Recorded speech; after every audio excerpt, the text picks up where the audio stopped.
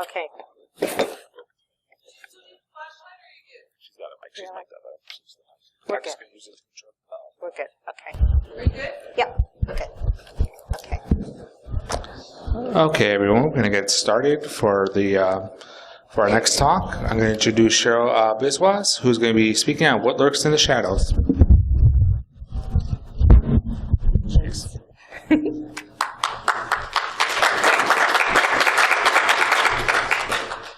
Hi, everybody. Welcome. And it is really great to be here.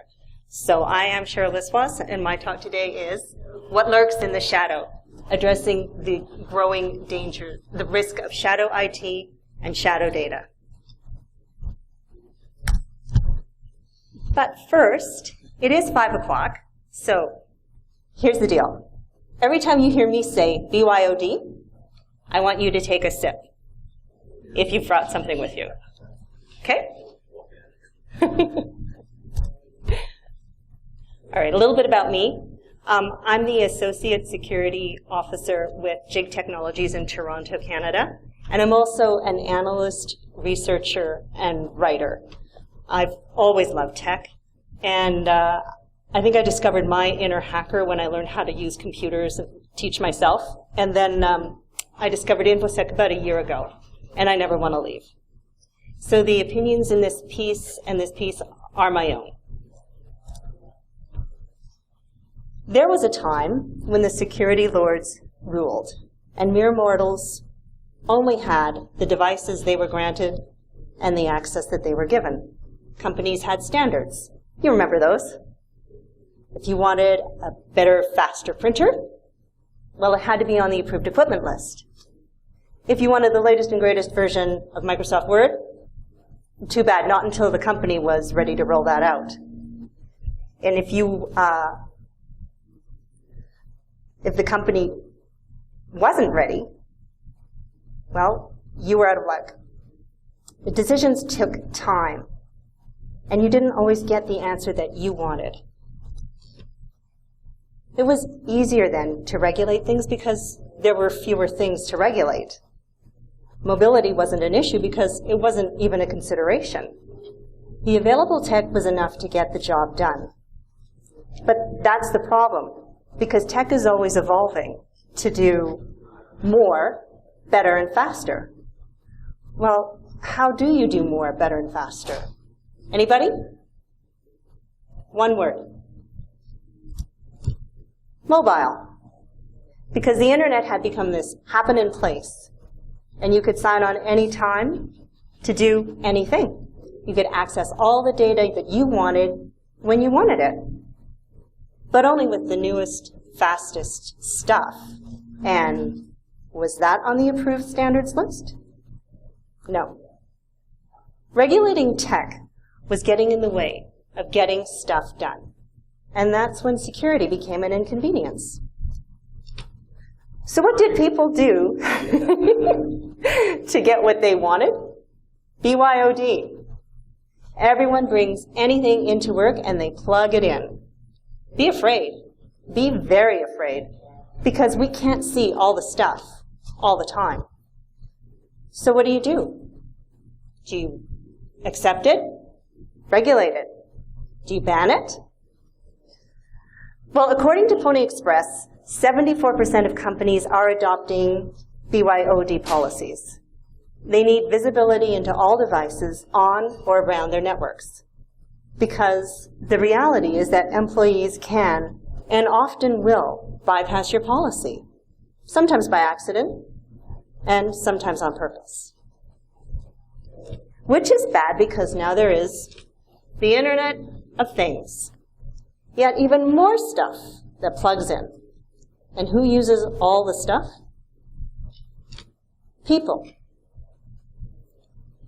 They are the unknown quantity. And they are the constant variable in a security equation we just cannot seem to solve. Which, for InfoSec anyway, is a very real fear of the unknown. What do they do with all those devices? And what do they do with all that stuff? With all the data? How do we control what we don't know? Welcome to the Mordor of security, where the eye of BYOD reigns supreme. Easy-to-use devices are everywhere. They're creating an unprecedented level of user entitlement, and a little knowledge has become a very dangerous thing as people continue to plug in and help themselves to data and to network access. So what happens when employees and users take it upon themselves to decide what devices they want to use and how they want to implement them? Shadow IT, shadow data. So here's the deal.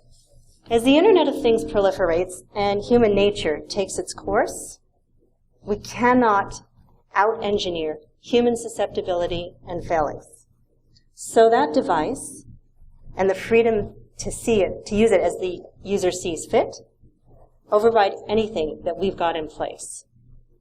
And then there are the tech-savvy staff who take it upon themselves to do their own IT under their own autonomy, also known as the rogue IT department. Because, hey, who needs guidelines when you've got Google? And in the world of shadow IT, shadow data, rules are known but they're not observed. Risks are taken regardless of known consequences. And keep it secret definitely does not keep IT safe. We've got a problem, and it's more than just devices. In our corporate realm, we've got regular users and super users, for good reason. We need privileges in order to do certain things, and then we need privilege hierarchies to establish the right levels of access. But here's the problem. With great power comes great responsibility. And so, with those higher levels of privilege come higher levels of risk. The problem is that what we're seeing here is happening in organizations and companies. It's a less discriminating assignment of privilege. According to Erica Tchaikovsky, while 92% of organizations in the United States have some user monitoring in place, only 56% are handling privileged identity management. And almost a third of those companies don't have somebody actually analyzing or even auditing how and when employees or contractors are getting that privileged access onto systems, even doing a bi-weekly basis. I've got a question for you. How many of you do regular password updates? See, that's good. So we've got about 58% of organizations doing them. Now, what percentage of IT decision makers do you think share their credentials with other employees? Shout out a number. How much? Yeah, actually, that's very good. Yeah. Well, they're rounding it at about 60%, but I think that's lowballing it. Yes. And from 200 of those decision makers, they found that 52% of US-based IT employees, that's just in the US, share their credentials with contractors. I think we know all about this one. IT departments often give non-technical execs broad privileges because it's easier to give more freedom than it is to get yelled at. But now this approach is extending down into the ranks of ordinary employees. So we have all these devices and a pervasive BYOD culture demanding access to the networks and to the data. All that lovely big data. Oh, the pressure, right? So we comply. And we keep opening doors that we should just keep closed. And as the culture grows, so does this sense of entitlement. And it spreads like a shadow across organizations. For businesses, it's a cost-saving measure and a convenience, but businesses, they really need to heed this warning. When you agree to BYOD policies, you put employees within the security chain. Privilege loses its meaning when that account status is being freely handed out. Yes, we've got cutbacks and reductions, and that means fewer guardians at the gate for IT. but we're under constant pressure to keep things running and to meet deadlines. So we resort to the path of least resistance, and we look to simplify the process. Yeah, sure, why not enable users to solve problems for themselves and elevate their status? Or why not let marketing have access to all the data? Because they're just running reports, right? Or sure, we'll just let people update the social media accounts. Because really, what can go wrong? Well, is there a problem? We know there is. Because all a hacker needs is that one key word to get in. And once in, they can find their way through the labyrinth of security as easy as a rat through a series of tunnels. Everybody remember when Cyber Caliphate hacked the US military accounts this past winter, right? The social media ones? Same deal. Those accounts with elevated privilege are prized by hackers. According to Verizon's 2015 data breach report, these passwords are worth their weight in gold because they've got root, admin, and read-write access for critical infrastructure and data and other applications.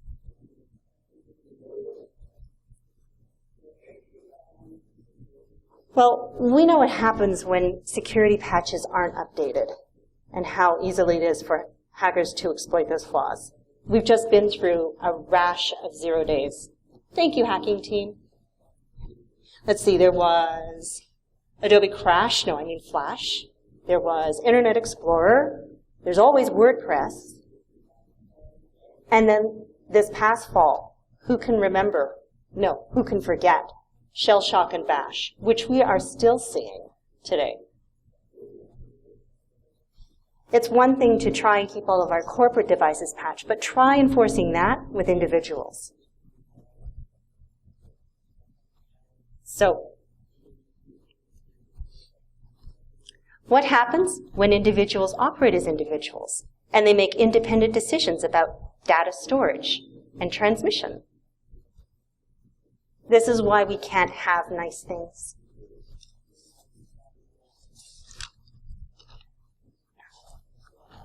I found this great graph by Alien Vault. So it's the threat matrix, and it shows a variety of risks that we're familiar with. We've got disgruntled employees, user errors, we've got espionage, but by far the biggest circle on there is shadow IT.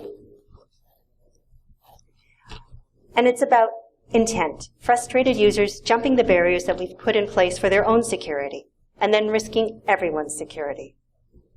Internal employees and contractors, well, they're setting up wireless LAN access points for themselves.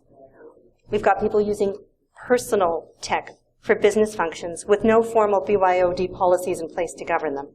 And then we've got people sending sensitive, confidential information across unsecured channels like Skype without any regard for compliance or regulation. And we're talking HIPAA data here. So what do you do when your greatest security risk comes from within? Welcome to Gen Mobile. According to Aruba Networks, this is the mobile workforce we now have, and they're part of the enterprise realm. They are flexible, transparent, and a collaborative presence within our workforce. And for the security of company data and IT systems, there may be cause for concern. I wonder why. Now I have a question for you. What percentage of workers do you think take it upon themselves to do their own IT, self-service IT? Anybody? Okay, yeah, it's very close to 80%. It's 77% according to Aruba. I say, hello, Shadow. And businesses just aren't ready. They didn't see this coming, so they didn't put provisions in place. Stats show that over 37% of them don't have a mobile security policy in place. And as for enforcing things like password protection on mobile corporate devices, 1 in 5 users do not do that. We're battling a culture of indifference. We've got people sidestepping company policy in favor of expediency, which happens everywhere, every day, because it's easier just to download the software than it is to go through corporate policy. Again, in that recent study by Aruba Networks, 11,500 workers were surveyed, and across 23 countries. Hands up if some of these things are problems you're dealing with on a daily basis. Sharing is the norm of devices, data, and passwords. That indifference towards security is somebody else's problem. Yeah. Or self-empowerment. Ooh, yeah. And thank you. They caution. Businesses are ill-prepared for the high-risk, high-growth mindset of Gen Mobile workforce. Now, I'm going to show you a little demo I did. Has everybody here heard of Shodan? If not, it's very cool. So this site lets you see all the internet connections in real time. And you can do a variety of searches. You can go by device, by country, by company, by password. And what happens if we enter default? Well, let's just say there are a whole lot of devices out there with default still. This is very current, still as that password. So what happens if I modified the search a little, which I did, and I looked specifically within the highest ranking country, and I found the highest ranking city, which was Brooklyn. And then I zoomed in on Brooklyn, and you can see that's a street, and there's an actual building there, and I can see a whole lot more than makes me feel comfortable. That stuff I shouldn't be seeing. That stuff nobody should be seeing, right? It really is that bad. So how do we regulate a society that's essentially device-driven? Because it isn't just the servers and the desktops at the office. Everywhere we go and anything we touch, we're connected. We're talking Fitbits, Apple Watches, smartphones, flash drives. The ability to portably plug in and then help ourselves is one we don't fully understand, and we've lost any control over it that we even had. Current rules can't apply when the game itself has changed. And clearly, what was working is no longer working. Just say no? Yeah, if only it were that easy. So maybe it's a matter of regaining control. Could we get corporations to adopt and enforce the rules of least privilege? Well, the original concept came about 40 years ago. And you could reference that paper back to Sans, but I think we've moved past that point. The reality is that this is a hard concept to sell. And that's before we've even let the genie out of the bottle. So are you guys going to be the ones to claw back the access and restrict all those devices? Training and awareness are a given. And if we do them regularly and not reactively, it'll pay off. Because knowledge is power. And it can help us create the culture that we need to forge security out of insecurity. And then there's inventory and monitoring, and these are musts. In fact, current and complete inventories are essential to your first line of defense, according to Sans. And what about high-value assets that need to be secured the most? But this is about what we're not capturing. If we're really going to catch stuff in time, what we need is to be tracking all the people and all their devices all the time. We could keep asking nicely, but when that doesn't work, we need to get our heads in the cloud. How many of you are having issues with cloud-based free-for-all at your workplace? Yeah. So cloud apps are just information pipelines for users, and they're data storage dumps for corporations. What we need is to be able to understand what user trends are, how those applications are working, and what's getting duplicated. And the good news is, there's stuff out there now that could help us do this. This is Netscope, which came about late 2013. So if you want to know who's been sending what up into the cloud, Netscope claims that it can help you do that. It acts as a cloud application analytics and security. And it's designed to help CIOs tackle the accelerating shadow IT conundrum. And if it has become an all-access pass taps where you are, well, Skyfence claims it can help you rein that in. It's designed to help you enforce data leakage policy, and it uses all the right buzzwords. Visibility, compliance, shadow, and it is all about taking back control. But then there's this. Keep your friends close, but your enemies closer. Now this may sound radical, but what if we found a way to work with the people who keep jumping and bypassing the rules? Hello folks, I'm Geek here. Unfortunately, no one was watching the camera at this time, and it looks like the Evan Media froze up again, so we don't have audio or the speaker moving for the rest of this video. Sorry for the inconvenience.